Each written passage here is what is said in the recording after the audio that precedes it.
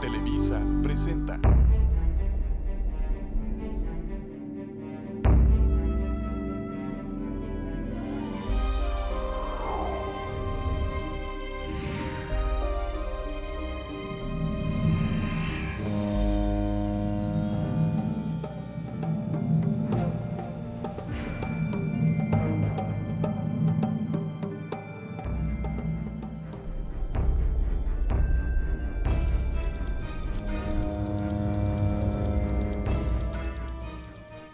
En el siglo XIX, Alemania no era para nada lo que es hoy en día.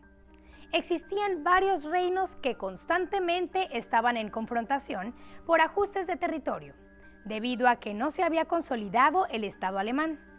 Además, habían iniciado un proceso de industrialización con el fin de salir del sistema feudal, lo cual desencadenó una movilización poblacional que fue expulsando de las distintas regiones a diversos sectores que no tenían cabida en esta reestructuración de los reinos. Este proceso no solo sucede en Alemania, sino también en parte de Inglaterra y Francia, en su intento de incorporarse al capitalismo internacional, haciendo que se expulse una gran cantidad de gente y que se propicie la migración.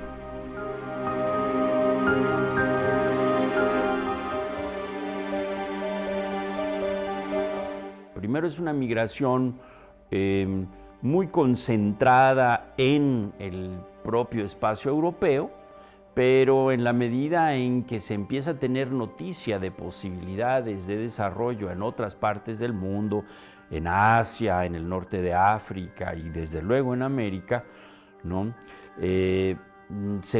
Estos otros lugares, digamos, externos a Europa, se convierten en pequeños polos de atracción.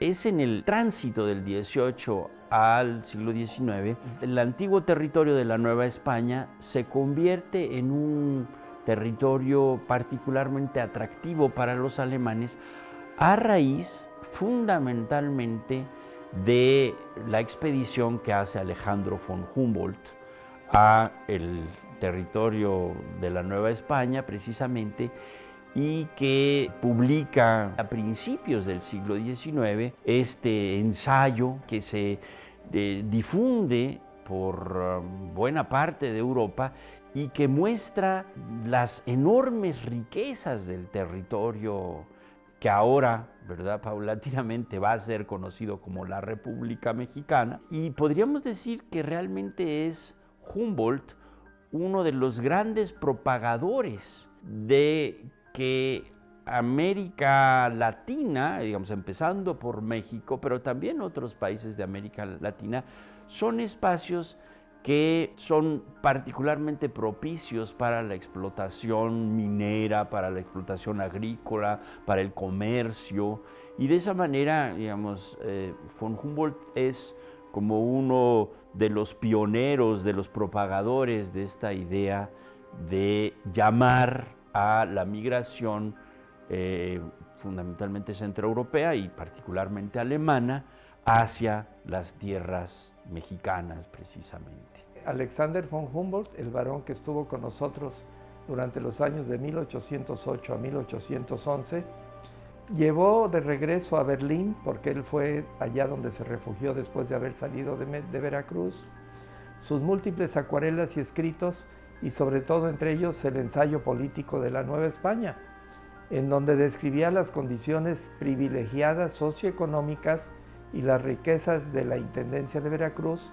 y en general de todo el país de México. Se tiene el dato de que en 1824 Carlos Christian Sartorius llega a México para iniciar, proveniente de España, la explotación de la caña y se establece en la ex hacienda que se encuentra en Tecomapa y Totutla. Y él trae a las familias Groman y Müller, quienes inician en la hacienda del Mirador, en Huatusco, la producción cafetalera de esta zona. Se considera que Alan Müller fue el que modifica las prácticas productivas y ecológicas de la cafeticultura como actualmente se conocen.